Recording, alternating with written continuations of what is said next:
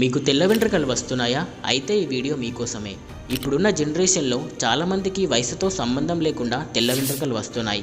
దీనికి గల కారణాలు డిప్రెషన్ అండ్ విటమిన్ డెఫిషియన్సీ. మన తలలో మెలనోసైట్స్ నుండి మెలనిన్ అనే పదార్థం తక్కువగా ఉత్పత్తి కావడం వల్ల తెల్ల వెంట్రుకలు వస్తాయి.